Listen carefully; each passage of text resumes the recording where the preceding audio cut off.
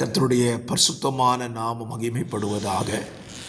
ஆசீர்வாதமான ஒரு நல்ல காலவேளையிலையும் பாளையங்கோட்டை இந்திய தேவ சபையிலிருந்து காலை மன்னாவை உங்களுக்கு வழங்குவதில் மிகுந்த சந்தோஷம். கிருபையாய் கர்த்தர் தந்த நல்ல நாளுக்காக கர்த்தரை துதிப்போம். இந்த நாள் அக்டோபர் மாதம் 13ஆம் தேதி திங்கட்கிழமை காலவேளை. இந்த நாளுக்கான வேத தியான பகுதி 1 சாமுவேல் 25ஆம் அதிகாரம். தாவீதின் வாழ்க்கையிலே நடந்த ஒரு முக்கியமான சம்பவம் தான் இந்த அதிகாரத்தில் சொல்லப்பட்டிருக்கிறது. தாவீதின் வாழ்க்கையிலே அபிகாயில் என்கிற ஒரு மனைவியை இந்த அதிகாரத்தில் அவன் பெறுகிறான்.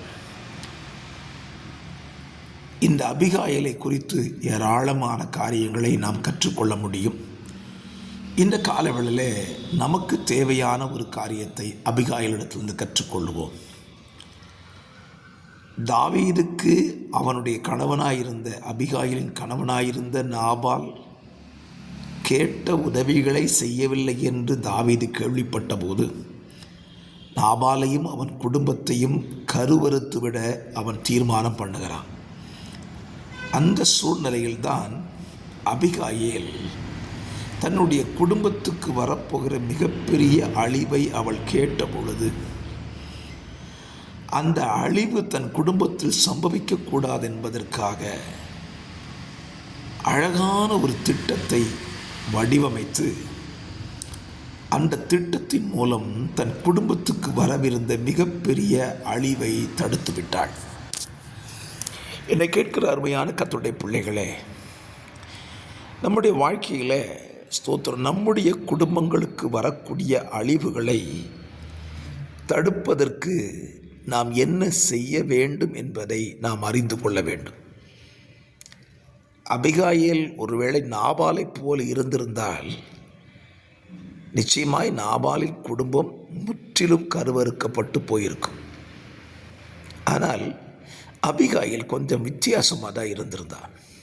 ஆகையினால தான் தீமை செய்யப்படி வரும்படியாக புறப்பட்ட தாவீதையே அவள் நல் வார்த்தைகளை சொல்லி தடுத்து விட்டாள். இந்த காலவெளியிலையும் உங்களுடைய சுபாவங்களை யோசித்து பாருங்கள். உங்கள் குடும்பங்களுக்கு வரக்கூடிய தீமைகளை தடுக்கக்கூடியதான நபர்களாக நீங்கள் இருக்கிறீர்களா? அல்லது எது சம்பவித்தால் எனக்கு என்ன, எனக்கு ஒன்றும் பிரச்சனை இல்லை என்று அமைதலாய் இருக்கிறீர்களா? அபிகாயில் சொல்லுவாள், குடும்பத்துக்கு வரக்கூடிய அழிவுகளை குறித்து காரணம் சொல்லிக் கொண்டிராதபடி. அவள் தன் கணவனாகிய நாபாலை குறித்து சொல்லும் பொழுது அவன் துராகிரதம் பிடித்தவன் என்று சொல்லுகிறாள். அப்படித்தானே இருக்கிறான், எனக்கு வாய்ச்ச கணவன் இப்படி தான் இருக்கிறாரு, என் வாய்ச்ச மனைவி இப்படி தான் இருக்கிறான்னு சொல்லி காரணம் சொல்லி கொண்டிராமல் அந்த நிலையிலும் தன் குடும்பத்துக்கு வரக்கூடிய அழிவை அபிகாயில் தடுத்து விட்டாள். ஆகவே இந்த காலவெளியிலே நீங்கள் ஒரு நல்ல தீர்மானத்தோடு இந்த நாளை துவங்குங்கள். என் குடும்பத்துக்கு வரக்கூடிய அழிவுகளை எந்த வகையிலாவது தடுக்கும்படி நான் முயற்சி எடுப்பேன் என்று சொல்லி தீர்மானிப்பீர்களானால் அது எத்தனை பெரிய ஆசீர்வாதம் என்று உங்களுக்கு புரியும். மோசே தன் ஜனத்துக்கு வரக்கூடிய தீமைகளை கண்டு அமைதலாய் இருக்கவில்லை. தேவனிடத்திலேயே திறப்பில் நின்று தன் ஜனத்துக்கு வரப்போகிற அழிவை அவன் தடுத்து விட்டான். ஆபிரகாமும் தன் சகோதரனுடைய அழிவை காணக்கூடாதபடி அவனும் அதற்கான முயற்சிகளை எடுத்துக்கொண்டான். ஆகவே இந்த காலவெளியிலே உங்கள் குடும்பத்திற்கும் உங்களுடைய தனிப்பட்ட வாழ்க்கைக்கு வரக்கூடிய பிரச்சனைகளை தடுக்கக்கூடிய முயற்சிகளை இன்றைக்கு எடுங்கள். அது தேவ சமூகத்தில் திறப்பில் நிற்பதை தவிர வேறு இல்லை. செய்வீர்களானால் உங்கள் குடும்பம் காக்கப்படும். தகப்பனே, இந்த வார்த்தையின்படி எங்கள் குடும்பத்துக்கு வரக்கூடிய அழிவுகளை தப்புவிக்க எங்களுக்கு உதவி செய்யும். இயேசுவின் நாமத்தில் ஜெபிக்கிறேன் நல்ல பிதாவே, ஆமேன்.